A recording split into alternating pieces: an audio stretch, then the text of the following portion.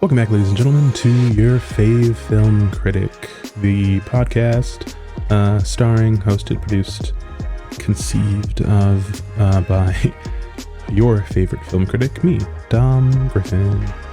This is episode 22 of the podcast, and I actually have like way more stuff to talk about than I did last week. I watched a few more things than I did last week, and there's actually something I watched last week that I didn't talk about because I like forgot, but I have a reason to talk about it on this episode, so I'll do that. The usual stuff. We'll go over news, in this case just a couple of trailers I watched, no real news.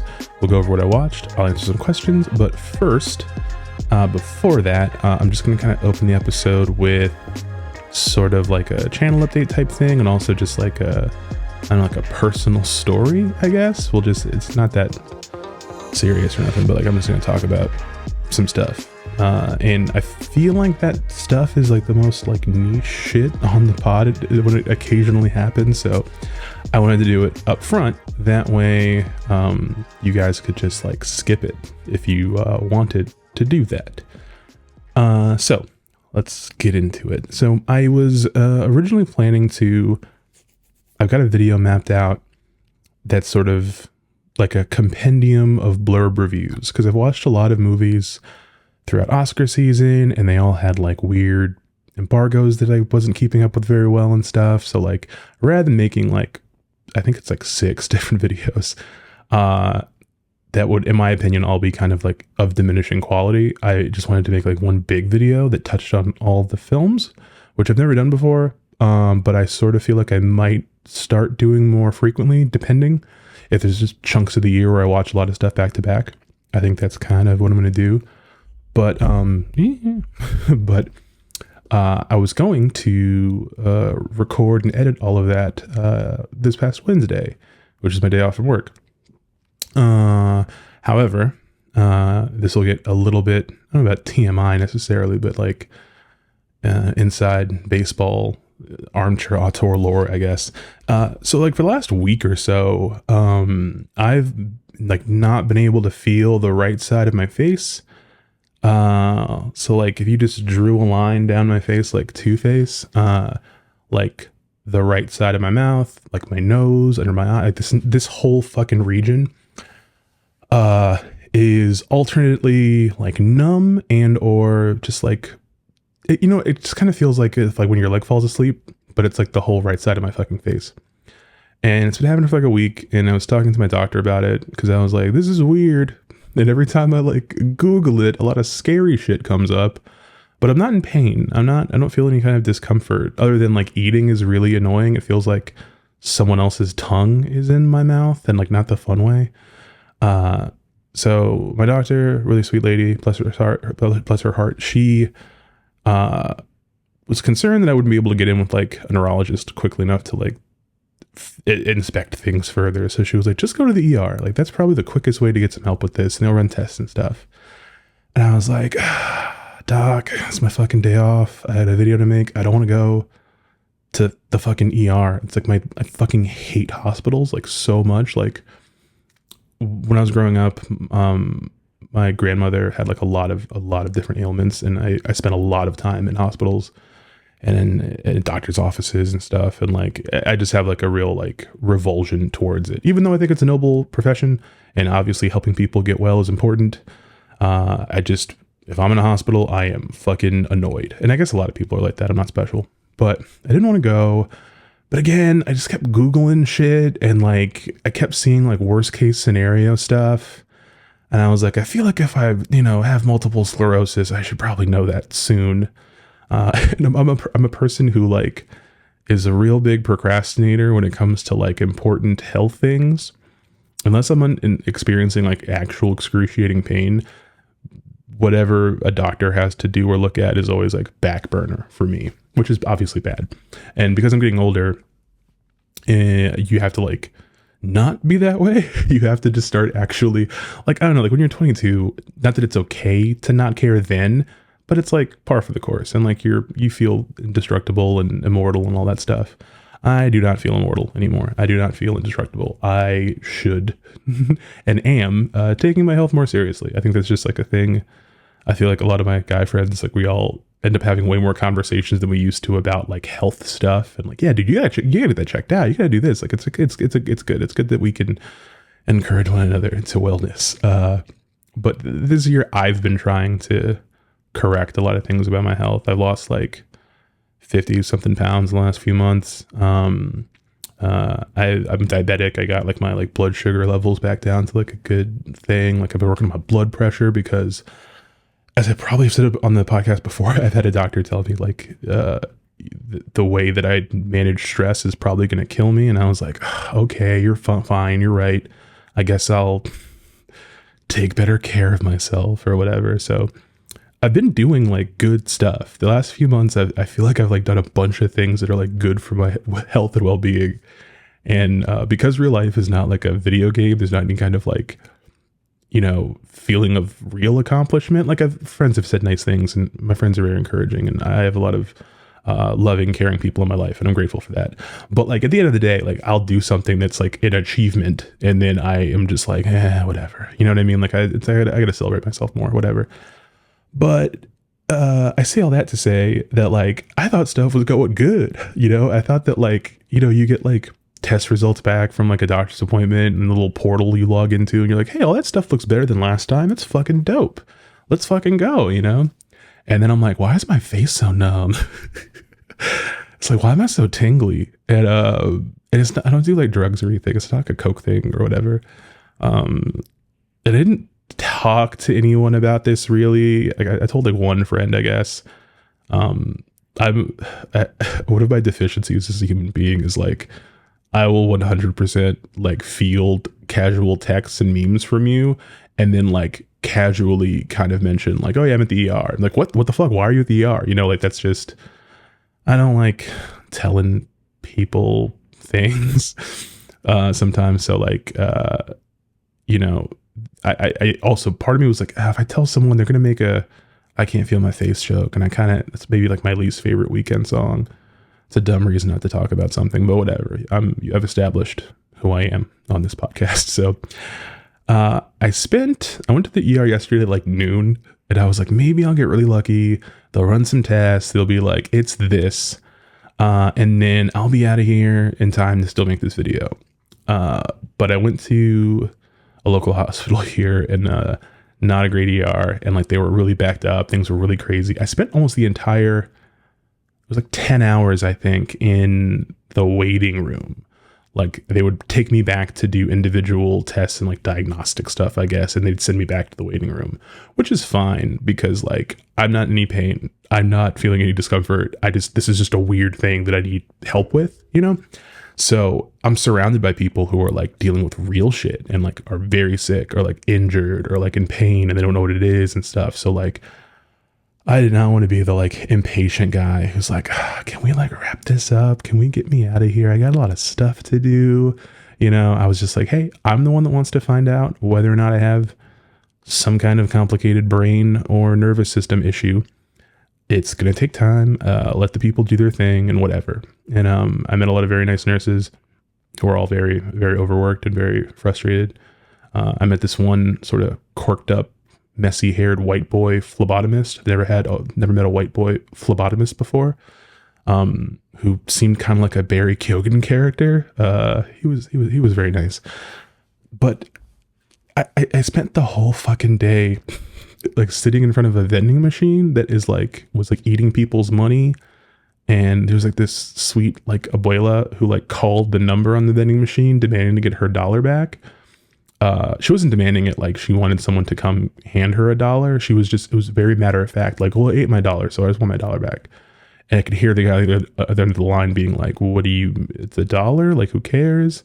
And she was just like, do you guys use Zelle? And he's just like, what no one's ever called this number to tell me that they ate $1, you know? And there was this young cat who was like 2 chairs down from me, just like watching TikTok extremely loudly with no headphones, while his girlfriend had been taken to the back. So it's just like every annoying trending sound, just like in succession, as he like flings through his FYP. That he was just playing music. He was playing Sexy Red incredibly loud next to a bunch of children.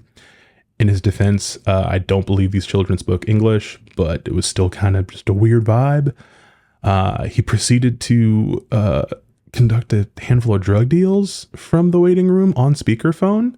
Like a guy literally came through and like bought weed from him and then left. And I was like, it's amazing. Like, I'm not trying to snitch to the guy. I could care less. I just remember thinking like, I don't remember ever being this bold in public before. Not just about like drugs or whatever, but just like anything. I was like, you don't have headphones? You mean to tell me you don't have headphones, you know? It was a lot. The entire day was just like this adventure. Like every 10 or 20 minutes, something weird would happen that was like its own little like story. I was sending my friend Cody like video later of like a weird incident that was happening. And he was like, why does this look like a found footage horror movie? I'm like, maybe it is. All that to say, I didn't get to see a fucking doctor until like 1 o'clock in the morning or something. And then I didn't get home until like this morning. And I still don't know what's actually wrong. They gave me a referral to a neurologist, which is what my doctor wanted to do, but thought it might take too long. So I still have to go see a specialist. But they did a bunch of tests and they were like, everything's good. You know, everything else is good. Like I'm an overweight man and I'm in my like late 30s. And every time I've gone to the doctor for any problem, there was always a segment where the doctor's like, well, you know, you're fat as shit and you're going to die. You need to work on your blood pressure. Right. And I'm like, yeah, thanks. I'm like, okay, good. Fuck off. There's just like, it just comes up. You could be there for like a really bad splinter and they'll pull the thing out of your arm and be like, yeah, but you know, you're fat. Right. You're like, God, thanks. I do. I'm fucking aware. This is the first time I've gone to the hospital for something and the doctor's just been like, yeah, everything's cool. There's like nothing wrong. Like your blood pressure's been great all day. Like all this different stuff. Like, we don't know what the hell this is, you know. The prevailing theory at the moment is that it is some sort of mild case of Bell's palsy, which I only know what that is because legendary but currently washed professional wrestling commentator Jim Ross has it. You know, like, that's why half of his face like droops and shit. But the difference, I guess, is that I have the sensory issues from it, but I don't have the motor control problems. Like my face isn't actually drooping. It just seemed like it was imbalanced because I'm blind in my other eye, which is a completely unrelated thing that happened 10 years ago now. I'm not sure if people know this part of the lore, but an enormous box hit me in the face when I was working at Staples. And because it did not cause me actual distress, I ignored it, and then I had sort of degenerative vision loss, and then it was a detached retina. By the time I like got it looked at, it was like kind of too late to fix. So that's why the Harvey Dent situation. But it's unrelated to this, so I had to keep stopping and explaining like a bunch of like, no, this all happened. This has nothing to do with my face, and she'd be like, oh, okay. So it was kind of a lot. It was a very taxing day. And I felt guilty the entire time because like I was surrounded by people who were like, there was a guy who I think got stabbed a couple of rooms down from me. So like I'm in there just like annoyed because I can't find a plug to charge my phone, you know? And there's a guy who's like, I don't know, he got stabbed, you know? So I felt like a dick that I was like annoyed at my predicament, but I was just tired. And, you know, I call out of work today because by the time I got home, I would have had to just go to work. And I was like, well, I haven't slept. I'm not doing that. But anyway, I didn't get that fucking video done, as you could see. And it was just a weird day. And today I've been very tired, even though I didn't really do anything, I guess. I don't know. I feel bad about that. I feel bad for being tired because I've barely been out of bed, really.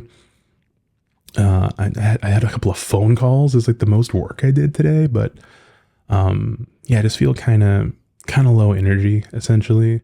And I'm not in any kind of pain, as I said, but like it does, like talking, it feels weird because it's like there's someone else's tongue in my mouth and it's just very distracting. So if I'm not like slurring and stuff, but like if I like step on words more often, it's just because it just feels fucking weird. It's a weird feeling, straight up. It's super weird.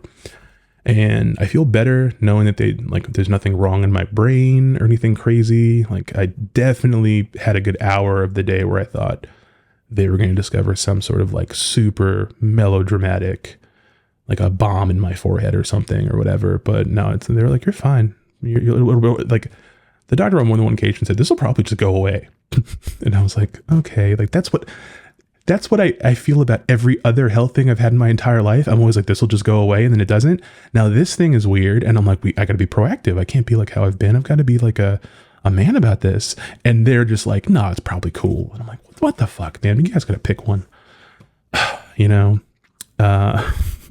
So I say all that to say that I will still be getting that video out in the next couple of weeks. Hopefully. I'm sorry that I've not been doing anything other than the pod for like a little while now. And I wanted to sort of announce that the pod will be going on a brief holiday break. The final episode of what I'm calling the first season of Your Fave Film Critic is going to end on the December 22nd episode. I'm going to take a couple of weeks, probably not fucking be on camera for anything. And then we will return with the new season of the podcast starting on January 12th. I believe that's the correct date. And I'm considering making some changes to the pod for the new season. I may not fuck with the winning thing, but I've been on the fence about just like the video side of the podcast, which is like, I host the pod on the channel so that like there's just stuff on the channel for the many weeks that I haven't made new videos. However, and I guess technically more people watch this podcast than they do just listen to it. So like, I'm probably not going to stop the video half of it, I guess, for now. But I might stop this kind of lazy gimmick of, the green screen and like the little thing over me. I don't know. Maybe I'll just not be on camera. Cause like, I'll be very honest. I'm not going to be able to like set up a cool looking like video pod fucking set with like the personalized neon and shit that people have, anytime soon. That's just not like a priority to me. So I don't know. I might just like go the super lazy route and just put like up a fucking graphic that just sits there the whole time. But I don't know. I guess it's a weird question to ask of you if you listen to or watch this. If you're one of the people that watches the podcast, let me know if you care whether or not you see my face in it. It's not like a vanity thing. It's just like, if you do not care, if you see me, then like, I'll just not be in it. And I can just do this part. And then I can record on days that I look really shitty. You know, like I've been thinking about that. Like, man, I could record without a shirt on. You know, I could record, you know, like with my eyes closed. That could be kind of fucking cool. So, I guess I'm just looking for your feedback on that potential change. But yeah, that's kind of what I want to talk about. Was this weird ER thing happened to me, and the pod's going to take a break at the end of the year. Because one of the big things that I know for a fact about my life in this year is that the holidays are going to suck at work, just because we're opening a bunch of movies that are like actually probably going to do really good business. Like I looked at the Christmas numbers last year, and like we had Avatar, and Avatar did not do incredibly well at my theater because we don't have any good premium large format stuff. We had 3D, but it's not very good 3D. People wanted to see that shit on IMAX or Dolby or the good shit. So we didn't have anything else that was really like bringing them in. But we've got a handful of movies that are probably going to make my life sort of hell for those couple of weeks. And I don't know that I want to do like a fucking Christmas week episode of the pod where I'm just on here like crying or something. Cause it's like, who wants to hear that, right? So yeah, I think we're going to take a little break, and then we're going to come back like rejuvenated. And like I said, potentially with some changes. I've had a couple of ideas of things I want to do on this. And I think that might, you know, be when like a comic book is like fucked and like sales are problematic and they're just like, we're relaunching with the new number one, we're starting over. It might be like that. So we'll see. But yeah, I guess that's all I had to talk about my week. I don't, like I always say, I don't want to get in the habit of being very like, you know, personal on the podcast necessarily. And I don't listen to a lot of podcasts myself, but I've been sort of branching out and listening to more, not for like research, but just, I don't know, I've just been doing that. And I realized that like almost everyone else does. They just like talk about their week, or like it's just two guys shooting the shit about like something their wife did that day or whatever. And I'm like, I don't want to do that because I feel like no one wants to hear that. But then there are weeks where I do end up just talking about whatever. So like I said, I don't think it's ever going to be like a regular ongoing thing where every episode has like a, you know, a bunch of like I don't know, behind the scenes, backstage talk or whatever. But I guess I might, be a little more forgiving of myself of if I do that. Because so far no one's ever like commented or emailed me being like, hey bro, shut the fuck up. And I don't know if people are just thinking it and don't want to say it to me or something, but I guess it'll just happen from time to time. But it's not going to become like a whole fucking thing. I just primarily because like unlike some people like to have like niche things their podcast is about, it could be about like pro wrestling or like science or whatever. Their real lives are like very different than whatever they talk about. So like sometimes that creates this cool sense of like contrast of like, I'm going to talk about this fun, disarming thing, and then we'll get back into the shit. Like if it's like a history podcast or something or whatever. But my regular life is mostly just movies too.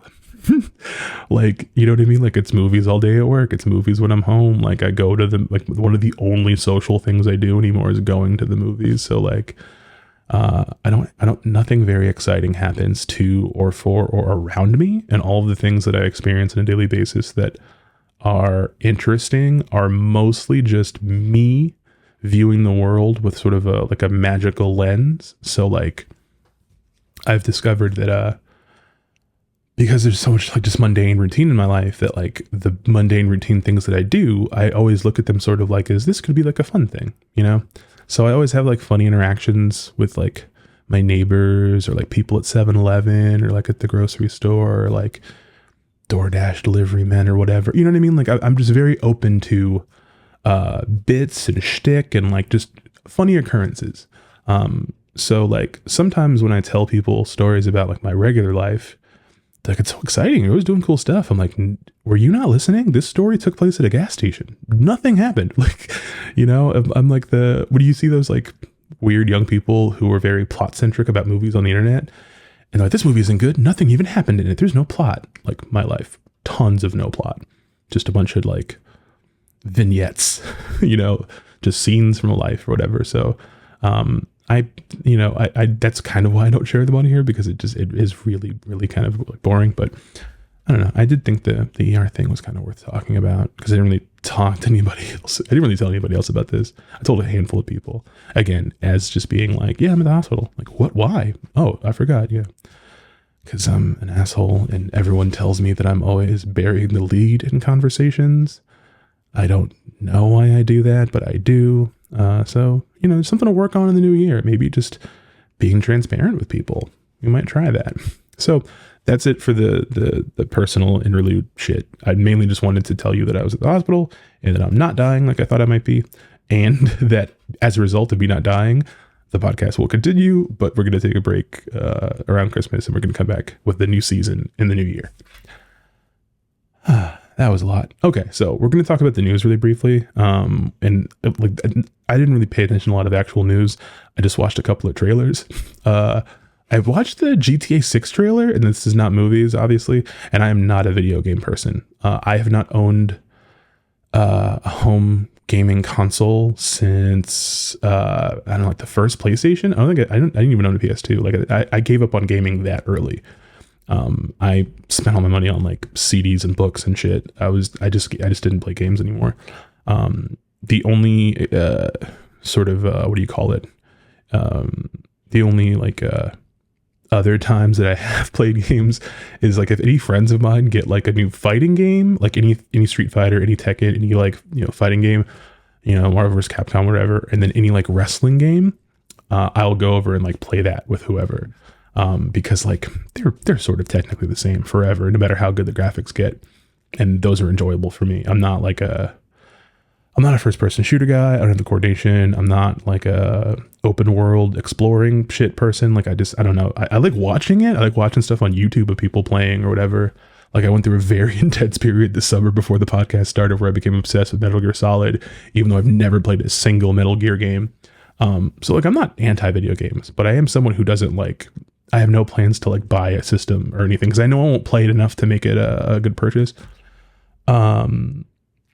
Yeah, even like seeing all my friends like go crazy for the new Spider-Man game, I was like, this looks really fucking fun, you know, like, but I just know myself. I'm like, I'm not going to get around to that. The only other times I play games is like I emulate old games on like my MacBook sometimes, you know what I mean? Like I'll play like old wrestling games or like Mario and Sonic and shit like that. That's about it. But part of it is just like the fidelity of modern games and like the intricacy and like how deep they get is like beyond me. And like I actually turn like a boomer when I try. I'm just like, there's just too much shit going on. I cannot. This is a lot. And I saw the GTA 6 trailer and I saw people going crazy for it. And I was like, well, people are, you know, I've played GTA before. Like I understand. And then I watched the trailer and I was like, oh, this is like a lot. Like I don't, at one point they had a nice young lady, just throwing ass on a moving car, on the hood of a moving car. And I found myself actually Googling, PS5 max frame rate ? Cause I couldn't understand how fucking fluid it looked. And, you know, I started like, I think I ended up on like a subreddit of people talking about like, arguing over what current graphics cards could handle the game on a PC version, and I don't know. I went down a weird rabbit hole because I saw some like very interestingly rendered twerking, basically, because that's who I am as a person. But the game seemed really cool. It seems really cool. It's not coming out for a whole other fucking year or whatever for people at least, but it looked fun. I was like, that actually looks exciting. Maybe by 2025 I'll give being a gaming person another go. We'll see. The only other trailer that I saw, and I didn't see this until maybe like 20 minutes before I started recording, because my friend Justin was like shitting on it in our group chat because it looks stupid. And I watched it. Sometimes I just take his word for stuff. Like I have a handful of friends who like, if they tell me something looks fucking shitty, I just believe them. You know, I don't always have to see it with my own eyes. But this, I was just curious and I was like, oh man, the Amazon Mr. and Mrs. Smith show that Donald Glover is doing looks like garbage. A little bit of background. So a few years ago, I guess, Amazon announced that Donald Glover and Phoebe Waller-Bridge were going to team up for a television adaptation of the Mr. and Mrs. Smith film that I want to say Simon Kinberg wrote for Doug Liman with Brad Pitt and Angelina Jolie. Here's the thing about that movie. It's a pretty good movie. It's like pretty fun. It's like a fun little summer, you know, disposable piece of entertainment. The reason Mr. and Mrs. Smith holds any sort of like place in the pop culture consciousness is because it's the shooting of the movie that Brad Pitt and Angelina Jolie got together on. It's the movie ended the Brangelina saga. So this is, I feel like, sort of pre-Taylor Swift, one of the most important cultural events that ever happened to white women in history. So, you know, there are a lot of people that really care about that movie. Most of those reasons not related to the movie itself. So the idea of turning it into a TV show is not a terrible one. Like you could explore that concept of a married couple discovering that they're secret agents for rival agencies, I think is the plot of that movie. I haven't seen it in years. You could do that and it could be cool. And the idea of Donald Glover and Phoebe Waller-Bridge, the idea of those two doing it, I was like, oh, because you can sell that as like the creator of Atlanta and the creator of Fleabag coming together to blah, blah, blah. But she like left the project. I don't remember when, but she just like dipped the fuck out. And I don't know if Donald Glover creeped her out or their styles weren't meshing, but she's gone. And they just replaced her with this actress, Maya Erskine. And she's not a bad actress or anything like that, but it's just like, there goes like the fucking, there's no hook on this anymore. Do you know what I mean? Like, it's like if they were making the original Mr. and Mrs. Smith and then like Brad Pitt and Angelina didn't get along in like this alternate timeline and they replaced Angelina Jolie with like Katherine Heigl, who the fuck would remember that movie? Who would care? You know what I mean? Like certain movies, you need two stars. And if you're willing to concede that Donald Glover is a star, you would need someone of his caliber or larger to be the other, like to be the woman in this, right? Unless you wanted to do like a gay version that was like Mr. and Mr. Smith or something, and like you get someone. I mean, like there's ways you could have done this to make it interesting. But if you see the trailer, it looks so drab and bland and kind of like, and like I just don't know why it exists. And yeah, it's just, oh man, sometimes you should just either like end stuff if the development goes this badly, or you should just not make it the thing. Do you know what I mean? Like this, if this was like just some other thing, if Donald Glover was just like, I have an idea for a spy show and I can have a fictional Asian wife in it, that sounds great. We're just going to do this, you know, I would be like, okay, this is dumb, but I don't care. But the idea of making this big thing of like, we're doing this based on this movie and we're doing that, you're like, but you're not like sending it up in any way. You're not, I mean, maybe they think they are. I haven't seen the real thing, so who knows, but I'm probably not going to. If I get like a screener for it, I guess I will, and maybe I'll make a video. But I haven't made anything like really negative in a minute, so that maybe that'll happen. I feel like every few months, man, something makes me mad, and I'm like, let's go. It might be that. I can feel it. So I don't know. Stay tuned for that in the future, I suppose. Unless the show turns out to be great, who knows? But I don't think so. I do not think so. So we'll move on into what I watched this week, and we're gonna start with, speaking of television. One of the things I watched this week was the second Doctor Who anniversary special that came on Disney Plus, and I watched the first one last week and just completely forgot that I did, which is why I didn't talk about it on the podcast.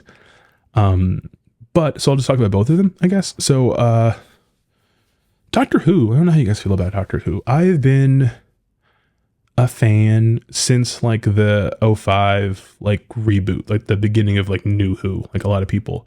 I did not watch Doctor Who as a kid or anything. I was a Star Trek guy. But I watched the 2-parter from the first series of New Who when Christopher Eccleston was the Doctor, when he was the 9th Doctor. I watched the Doctor Dances the Empty Child like 2-parter that Stephen Moffat wrote. That was my first thing. I was watching BBC America and I was just scrolling or something, and I saw Stephen Moffat's name and I was like, oh, that's the guy that created Coupling. And at the time I was a huge fan of Coupling, the show. One of my favorite shows then. Probably still is, but I haven't revisited it, you know. And I just immediately was kind of hooked on it. So then I watched the whole season, and then I just stuck with it after that point, you know. And I thought Eccleston was great. David Tennant was really good when the show kind of expanded in this new boom for like Tumblr kids and stuff, all the shippers out there. And then I got really into it during the Matt Smith era when they made Stephen Moffat the showrunner, because I thought, you know, he always wrote sort of the best episode of every season. I was like, what if he just writes the whole thing? And at first it was like really fun and interesting, and it felt like a new thing. And then it became very clear that he's not a good showrunner. Like he can write a good episode once a year, but writing the whole thing, so many of his weaknesses as a storyteller came out, and the show had some high heights. I'm not going to take that away from it, but there's a lot of low lows. So I followed Moffat to the end, even when I kind of hated him, mostly because I really liked the Capaldi era. I thought Peter Capaldi was maybe my favorite Doctor, even though many of the episodes he got are not good. He was just so good that I didn't care. And yeah, I stopped watching it when he turned into the 13th Doctor, Jodie Whittaker. I didn't stop watching it because she's a woman. I'm not one of those people. I stopped watching it because I thought Chris Chibnall was like a really boring writer, and I know they gave him the job to take over the show. And then I did watch, I think I made it to like 2 or 3 episodes of the new show. Not that it was a new show, but you know, like when a new showrunner takes over, it feels like a new show. And it just was not for me. I think I ended up trying to watch like an episode about Rosa Parks, and I was like, this is so fucking awful. I just couldn't. Now, I have friends who continued to watch the show and said it got better, et cetera, et cetera. So I may go back and rewatch it at some point, but I just kind of gave up. I just figured I'm just done with this. I'll check back in whenever a new Doctor comes in because I'll be curious, but I might be over the show. It happens. And then I found out that they were gonna they found, what's his name? It's like Nukti. He's the black guy in Barbie who's not the guy from Secret Invasion. I should have written his name down. I'm not going to Google it, but he's the new Doctor. The Doctor's a black guy for the first time ever, and that guy looks really cool in all the set photos. Is the only thing I can really say about him and what the show will be like. He just looks neat. You know, I'm like, I want to watch that guy. I'm curious. And they brought David Tennant back for the 60th anniversary. These 3 specials they're airing on Disney Plus. Disney Plus is like the new partner for Doctor Who. I think the budget has gotten bigger. And burying the lead again, the original showrunner of New Who, Russell T Davies, creator of the original Queer as Folk, is back. He's running the new shit. And what made me excited was I liked the RTD era of Who, even though they're near the end of it. I kind of got sick of them. I think I feel like people just overstay their welcome on these shows. But every interview with him about coming back made it sound like he just wanted to come fuck shit up recreationally, kind of. Like it seemed like he was at home watching people be really toxic and shitty online about the female doctor, and was just like, "Oh, you guys think this is too woke? I got something for your ass." So, and I want to be very clear as well, just in case anyone is listening to this and doesn't know me very well. I've never thought that the Doctor Who was woke or had a problem of anything like that, but there does seem to be this group of people who hated the fact that the Doctor was a woman and that there was like brown people on it. And it's like, did you not watch the show was pretty fucking gay before that ever happened? Did that not bother you? But this does? I don't know. Very confusing to me. But Russell T Davies made it seem abundantly clear that he was just gonna fucking wreck shit. I just remember like one day they were like, yeah, we have a new Rose on the show and she's trans. And I was like, he just doesn't care. Okay, that's kind of neat. So, and then Catherine Tate was coming back from series 4, I guess. So the whole thrust of the anniversary specials is that when the 13th Doctor regenerated at the end of her run, she didn't regenerate into the new Doctor. She regenerated into David Tennant. So it's like which has never happened in the canon, I guess. So David Tennant is the Doctor again. And he's like, why this face? Why is this face back? And the first special, which is based itself on a Marvel Doctor Who comic written by Pat Mills of Judge Dredd fame and drawn by Dave Gibbons of Watchmen and other stuff. And it's like an adaptation of that, and Davies wrote it. And it's a really fun, very slight, I would say, like fun adventure family vibe. Like in a way, it feels like exactly the episode of Doctor Who that would debut on Disney Plus. That's probably the best thing I could say about the first episode, the first special. And they get Catherine Tate back, and her and Tennant still have great chemistry. They do some very funny comic booky bullshit to explain away the pressing mystery of the series, which is that the last time you see Catherine Tate's Donna Noble on Who, she has to have her mind wiped about the Doctor, and it's like if she ever remembers him, she'll die. So you go into this episode expecting some crazy story about like how are they going to circumvent that. There's all this tension about, is she going to die because he's back and she's going to get her memories back. And for a good chunk of the episode, I just thought she was going to die. And then like they were like her daughter is like is like she named her Rose subconsciously after Rose Tyler, I guess. And she's this young trans woman, and I was like, oh, that's like kind of cool. She'll just be the new companion for a couple of episodes. And then I guess Donna will die. And then I don't know why I thought that, knowing that like there's like pictures of her on set for the other shooting of the other specials. But they do some chicanery to get out of that quagmire. And I thought it was charming, a little hokey, but charming. And overall, I thought the whole episode was fun. It wasn't great. It didn't make me like tell people to start watching the show again, but it was fine. And then this past week, I watched the second special, which is called Wild Blue Yonder. And it's the Doctor and Donna get stuck in a spaceship somewhere. Very stock Doctor Who episode premise.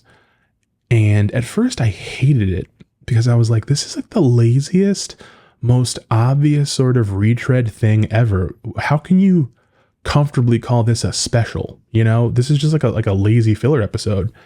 And then the background stuff for the ship, people make fun of a lot of Doctor Who stuff and how low the budget is. So like there's just a sort of type of set you always see for Doctor Who. And that set is essentially always like just a shitty sort of gray heaping thing with grates and stuff and like steam.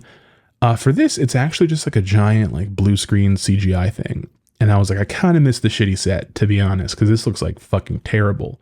And it's the sense of like, how do they get all this more money from Disney or whatever to make the show look more, you know, high polished or something? And why does it look like this? Then I was like, oh, but it's Disney. So like, you know, they never know how to fucking maximize their dollars.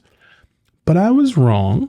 I think the episode is structured the way it is. And the first 10 minutes are a very, very smart, in my opinion, misdirect. And the episode goes in a bunch of other directions. It's very weird and kind of unsettling and even scary at times. And I was very impressed. I did not think they were going to pull this off, but overall I thought it was a really strong episode. And it really made me actually excited for the new series that Davies is doing. It definitely has the vibe of the stuff he wrote before, but there's something about it that feels a little bit sharper, kind of. I can't quite describe it. It feels like he's already done this job before and he kind of knows all the pitfalls, so now he can do it better, is how I feel. I might feel very differently in a couple of months, I don't know. But there's one more special next week, and it's got Neil Patrick Harris as the Celestial Toymaker, who Michael Goff originally played back when William Hartnell, the first Doctor, was around. And there's a bunch of like fan theories about what's going to happen and stuff. I don't know. I'm curious to see what happens. I think it might be pretty good. And then at Christmas, there's a Christmas special, and that's the one where the new Doctor comes in and his new companion, and the series kind of starts over like anew. And I'm very much looking forward to that. The Doctor's first episode is like always a fun thing to me in Doctor Who. I didn't like Jodie Whittaker's first episode, and I'm also not actually a big fan of David Tennant's first episode either, but like Matt Smith's first episode is really good. Capaldi's first episode is really good. I'm kind of excited to see what happens. So it's fun. I actually have a TV show I can watch. You guys know I never watch anything like week to week. So yeah, I watched some Who. Then I had a really nice double feature that restored the fucking feeling, okay, of movies. I watched the Holdovers. I forgot that I got sent like a screener of it. And it's been out for like a while, but I just never got around to seeing it. And I watched May December, the new Todd Haynes film. And they are both just chef's kiss. The Holdovers, it's Alexander Payne, a filmmaker who I don't dislike, but I've never been crazy about. I don't think I've really ridden hard for him since like Sideways maybe. And I was like 18. How old was that when Sideways came out? So 4. Yeah, I was like 18 when that movie came out. So I haven't really cared about it for 20 years. I've seen everything he's made since. I've seen Downsizing. I don't think I saw Nebraska, but I watch his movies. I don't think he sucks, but he's not someone I get excited about. I like Paul Giamatti a lot. You know, he's great. And this movie ended up being really good. Like it might be my favorite Alexander Payne movie. Like even more so than Election maybe. And I like Election a lot. If you guys haven't had a chance to see it, Paul Giamatti plays, like a history teacher at this private school, and he's been teaching there forever. And, all the students hate him. He's like a dick. He has no friends. He like lives at the school. And for holiday break, they have some kids who don't get to go home. Most of the kids are like, their families are rich and stuff, but there's a handful of kids that like, for whatever reasons, can't go home for the holidays. So someone has to stay back to like watch them until the new year. So Giamatti gets tasked with this, and it's just him and a couple of kids, and like he's just very shitty to them, and like just kind of makes everything awful. And then it gets to the point that a bunch of the kids get to go home except one. So, and it's like sort of like his best student, but it's also someone that does not like him, and like they don't like each other. They kind of are more similar than they think. You know, it's this newcomer kid, Dominic Sessa, who's great. It's been a minute since I watched a movie with like a new first time actor who wasn't like a Nepo baby, who was really good. I don't think he's a Nepo baby. I don't think any of his parents are famous. They might be rich, you know, but I mean, I was amazed to discover his Wikipedia did not have any like, you know, blueprint parents. But he's great in this movie. Him and Giamatti have amazing chemistry. And then Divine Joy Randolph, who I loved in My Name is Dolomite, is here. She plays like a lunch lady who stays behind as well with everybody. And it's just one of those really sweet, tender, like hangout pictures about like misfits together and stuff. And it's prickly in all the right ways. It's very sweet and saccharine at times, but not, in my opinion, in a way that is unearned. It really bowled me over, basically. I went in with very low expectations because I somewhat arrogantly assumed the movie was going to be one way. And I was like, oh, I've seen this shit before. And then I guess I've sort of seen this shit before, but it really hit the spot, man. There was a bunch of moments that made me laugh. I cried a little bit. Like, it was a very good experience. It's like what movies are supposed to be, you know? And I was very happy to have that experience after having not really watched much of anything.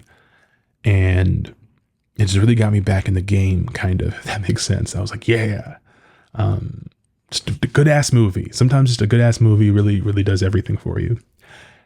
And then I followed up with a movie I've been very, very, very hyped to see, obviously, which is May December, the Todd Haynes movie, which itself is very heavily inspired by the Mary Kay Letourneau case from the 90s of, I think she was a teacher, but whatever, an adult woman creep person who preyed upon a 13-year-old boy and then got pregnant with his child, and then they got married when she got out of jail, and they were together into their adulthood.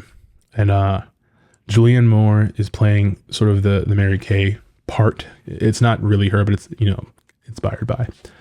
And Charles Melton from Riverdale is playing her husband, her victim. And Natalie Portman is playing an actress who is visiting them and researching them because she's playing the Julianne Moore character in a movie. And it has such an interesting vibe. Because it hit Netflix, people were seeing it and just posting out of context scenes and stuff and talking about how like fun and wild and unhinged it is. And there's a couple of bits that are very easy to pull out of context and be like, this is the whole movie. And like the movie's not quite like that. I'm pretty sure everyone has seen very early, like the first scene of the movie, Julianne Moore goes up to her fridge and like there's this crazy stab on the score and then like a zoom in on her. And she's like as if the world is ending. And she's just like, I don't think we have enough hot dogs. And people are like, yeah, oh my God, it's so wild. They were memeing it and shit. And I don't think I saw a single review of the movie that did not use the word camp. It's such a campy movie. It's so camp. George Santos would love this movie or whatever. And then I saw an interview with Todd Haynes and he seemed extremely annoyed by this. He seemed to just kind of be like, yeah, everyone keeps saying this shit. And it's not, like, they don't fucking get it. And he wasn't a jerk. He wasn't a dick or something, but you could just hear in his voice that he was just kind of like, did you not, you know, like I did all this and this is what you want to talk about, you know? And he's kind of right, because the movie is so fucking good. It's so wicked and it is so challenging. And I love that the movie essentially, it has a lot of things that are funny in it. But there are things that like make you go, oh, I don't know if that's cool to joke about, or I don't know if that's okay to laugh at, or like this scenario is interesting, but also this entire thing is really fucked up. And both Natalie Portman and Julianne Moore are like giving these kind of very arch performances that are really just kind of out there. And then I'd never seen Charles Melton in anything other than, I think, Riverdale. And then I guess I saw him in an episode of Poker Face, which is a pretty good show. He has one episode, he's like a guest on that as like a race car driver or something. So I thought the kid was good in the sense of he's very handsome. He'll probably be really cool as like a very background superhero in a future Avengers movie or something. I thought that might be his ceiling in life. And I kept seeing people who'd seen the film already be like, oh man, I wasn't ready for this. I wasn't familiar with your game, Mr. Melton. A lot of people calling him mother. And I was like, is this gonna be one of those things where people just on Twitter spin out a narrative that doesn't make any goddamn sense? Is that what this is gonna be? And then I watched the movie and Melton is so fucking good, dude. It's remarkable. It is such an incredible fucking performance. everything about this movie, from like the costume design and like the way they dress this fully grown man who like looks kind of, he has the physicality of like a kid, even though he's an adult and he has like high school aged children.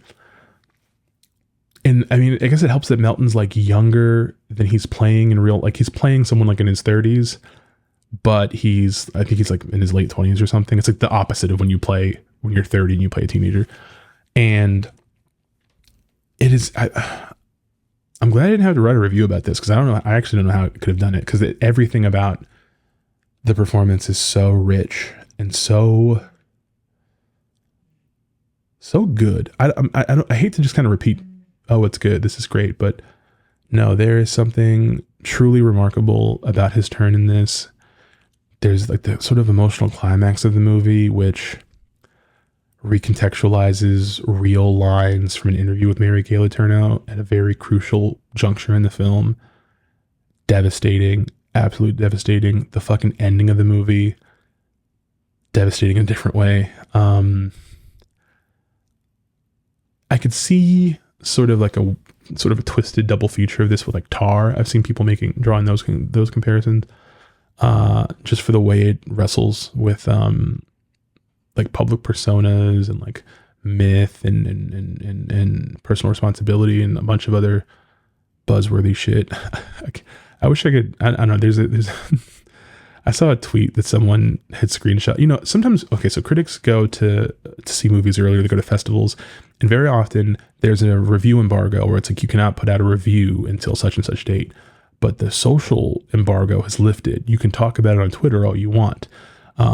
And they usually do that because like people, the way critics write the tweet they're allowed to put out, they try to make that their whole review. So you see all these writers taking, 250 characters, whatever, and just like packing it with like shit. Their little blurb is just like, they're making up new adjectives. They're fucking forcing new things. And it's just like, here's my every thought I have in this one fucking tweet. And it drives people to write some of the most absurd bullshit.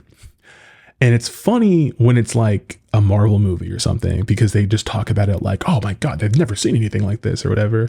But it's worse when it's like an arty film, because they get extra pretentious with it.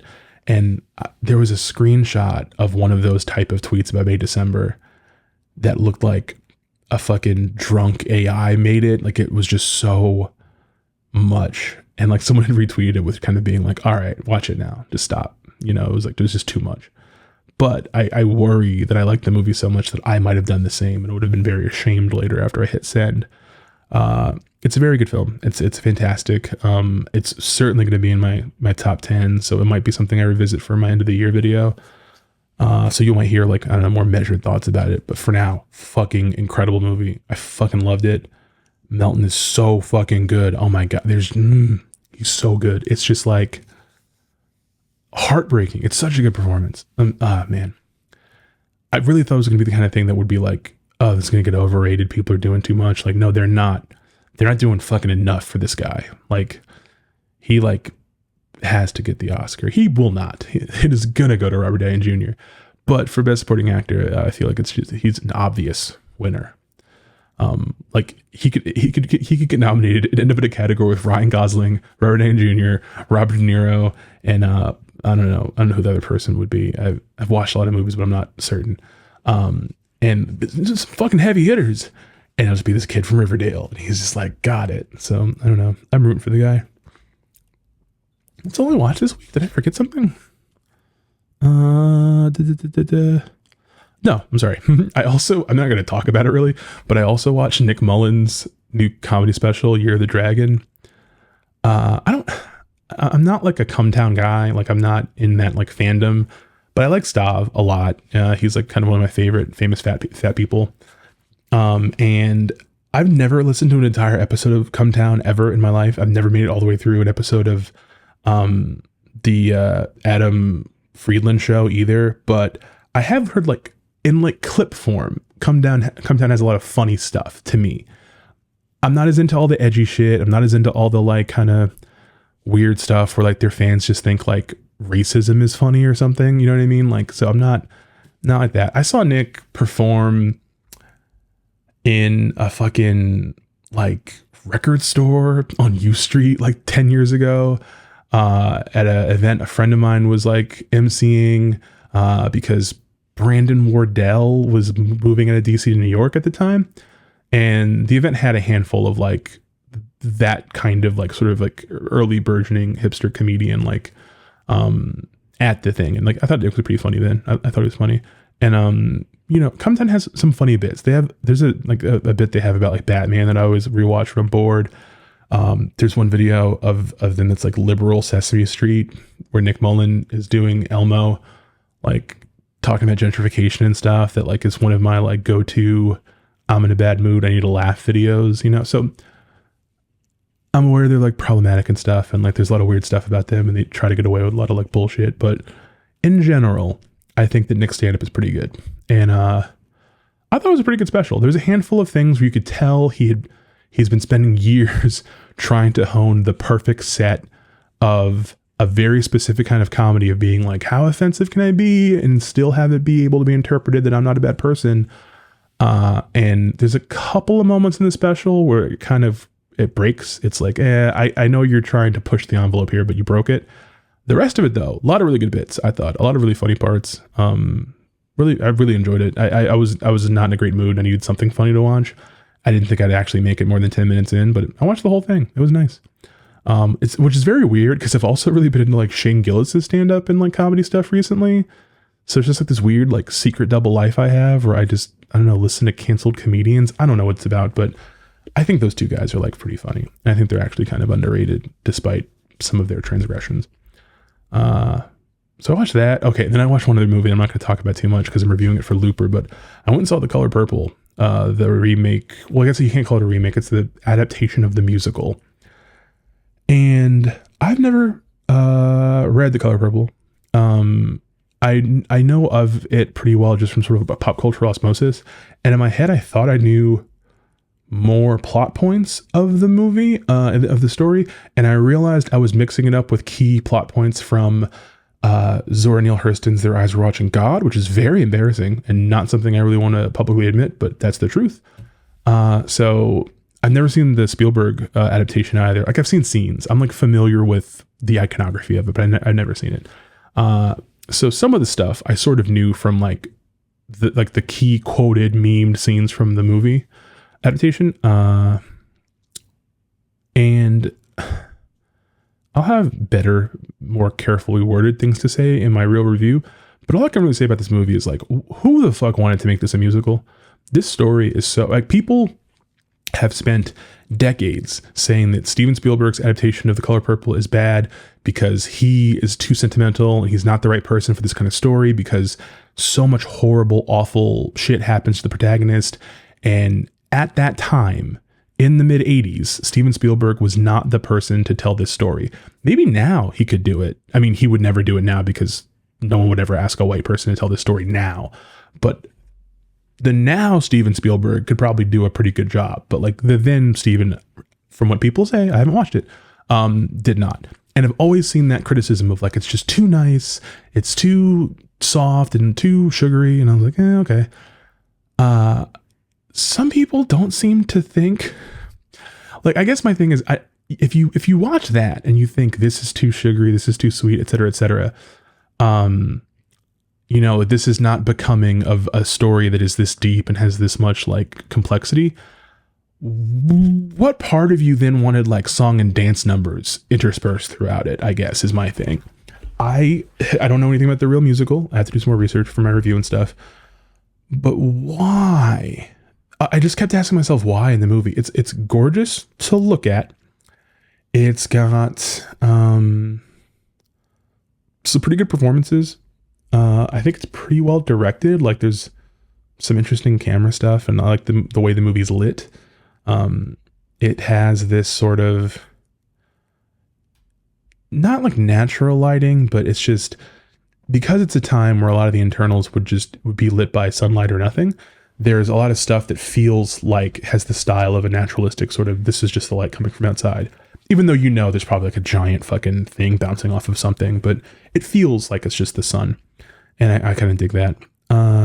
But It's the movie where like you'll get really into the meat of the story and the drama, and then it'll just be like motherfuckers start tap dancing, and you're like, do we need this? Can we not? I can't, there's not a single song that stayed in my head.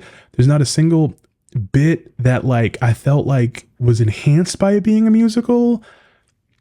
If this had just been a straight adaptation with this cast and this director and everything else, I think it would be like a kind of a real contender. But every time they cut to a fucking song, I'm like, why do we need this? Fantasia's a fantastic singer. All the people in the movie sing well, and the dancing is like well choreographed or whatever. But it's just like, why? This story is so dark and so fucked up, and just randomly having motherfuckers doing the Charleston and shit. It was just, I don't know. I'll have better thoughts about it later, but yeah, it's the Color Purple musical. I don't know. And I'm also going to watch the Spielberg version. I'm very curious how that turned out now that I know the story. Now we've covered everything I watched this week. Sorry. So we have time for a couple of questions. 4 of them, actually. Q&A time. Luke asks, if you could get any actor to do a new one of those AMC while we go to the movies things, who would you pick? I have 2 answers. They're going to sound equally like I'm being a dick, but I think they should just get Tom Cruise to do one.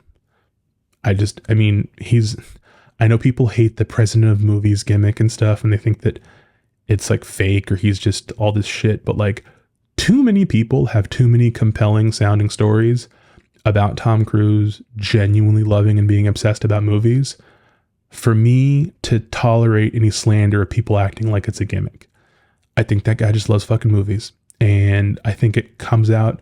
He has an insincerity about him, I guess, his like public persona. So like some of that, it's coming through the prism of like, I'm trying to make people forget I jumped on that couch, and I'm trying to make people forget about how bad Scientology is. But like, if you take that out, the stuff that's coming out feels very pure to me. So I would love a Tom one, and he could fucking direct it too or whatever. Get McQuarrie to do it. I don't care. I'd love that. And then my other backup answer is just Ice Spice.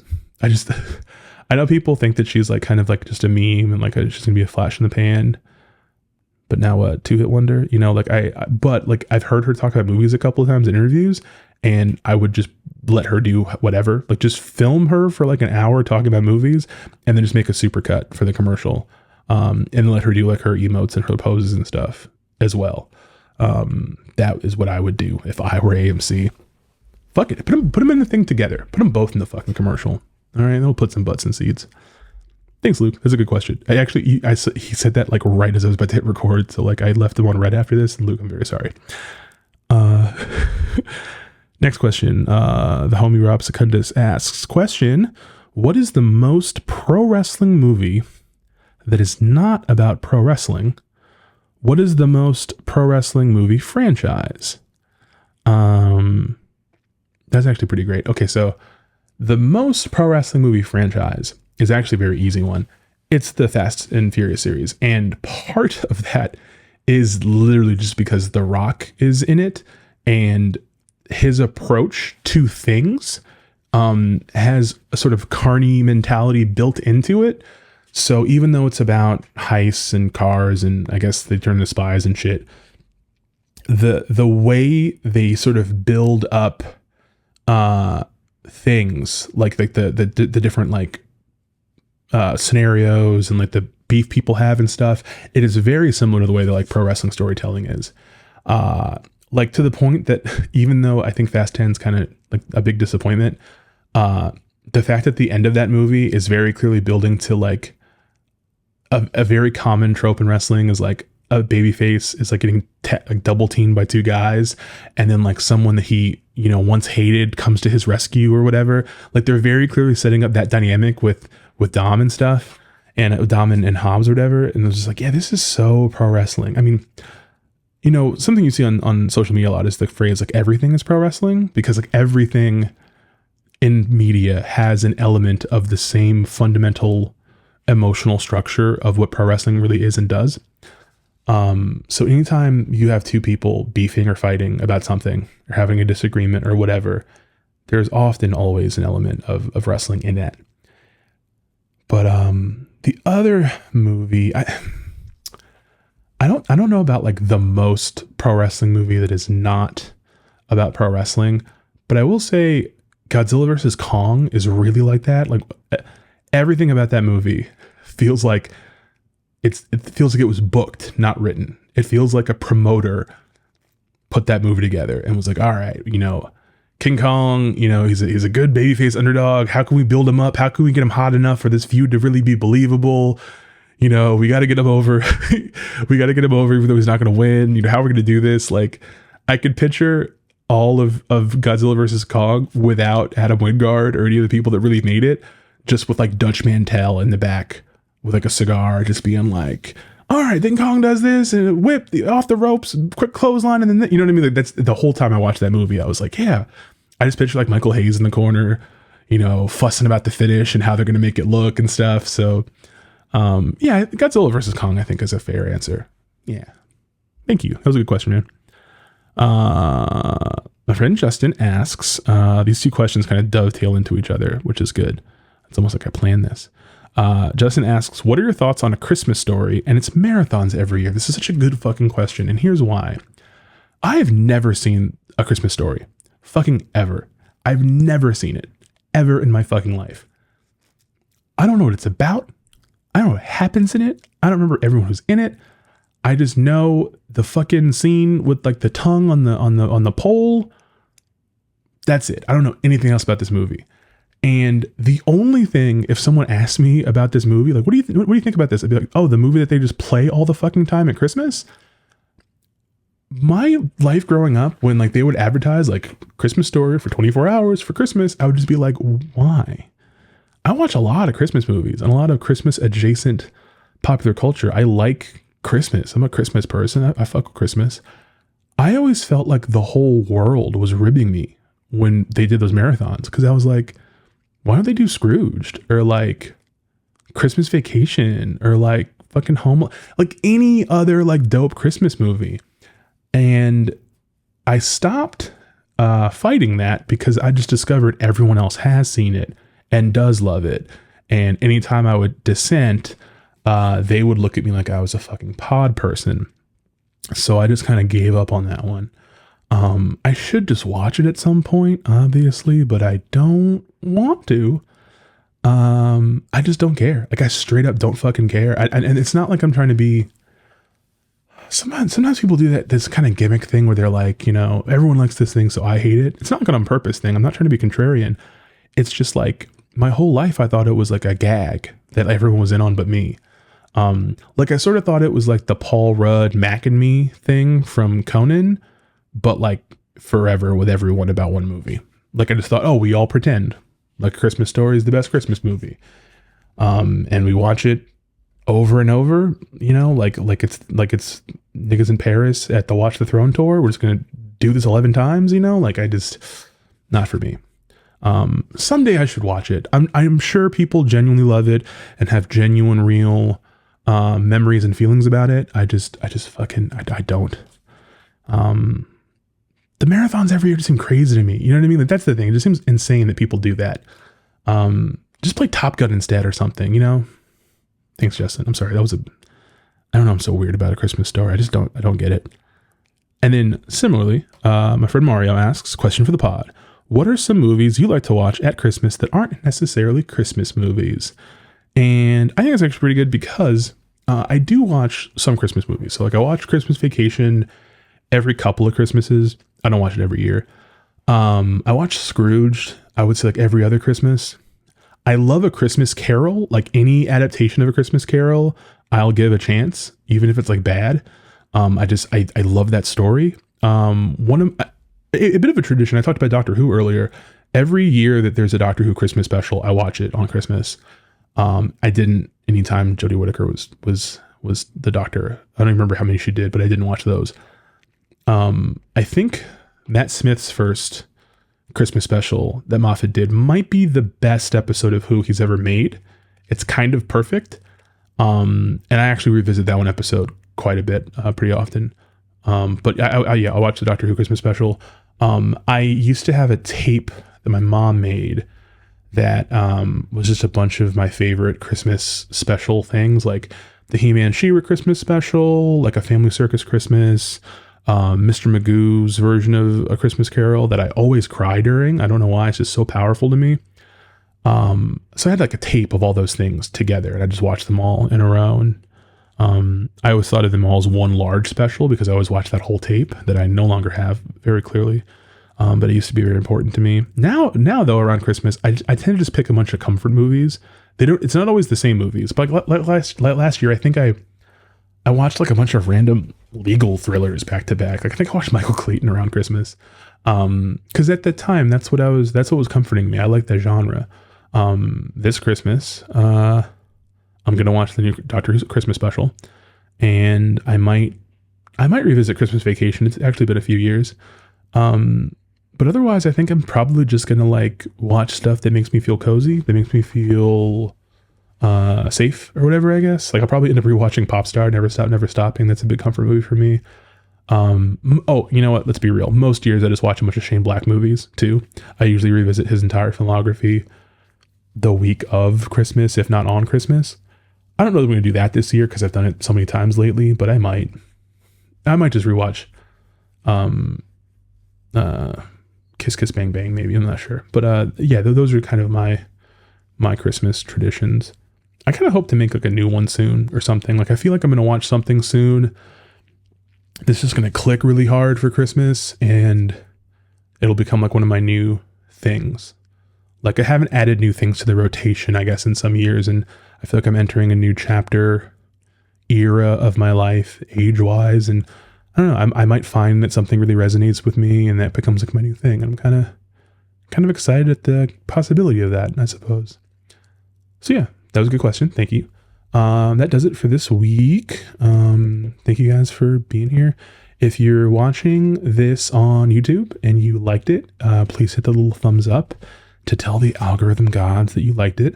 And if you loved it, you can subscribe to the channel. You'll get notifications anytime I put out new content if you hit the bell next to subscribe. I know I'm giving you a bunch of like shit to do. It's like homework, but I'm just saying. And if you have any questions or thoughts, anything, you can put them in the comments below. If you want any question to be answered on the pod specifically, just let me know that and I'll save it. You can also email me at armchairauteur@gmail.com. You can find me on Twitter. I'm all over the place. I'm everywhere that you want me to be. And if you listen to this on whatever your podcast platform of choice is, please just like share with your friends or leave me a review or something. Just tell people about it. It makes me feel really good. I just want to say I got to see the podcast on a few people's Spotify Wrapped, and it made me feel really special and really good. And I appreciate the friends that like sent that to me and stuff. It was like so cool. I was like, man, just seeing me on a list with a bunch of other like what I think in my head are like real podcasts. It was really nice, and I really appreciate the support and the love and your time more than anything else. I appreciate that you guys spend your time listening to and watching me. I know that's not a renewable resource, so I appreciate it. Thank you guys, all of you guys. We'll talk soon.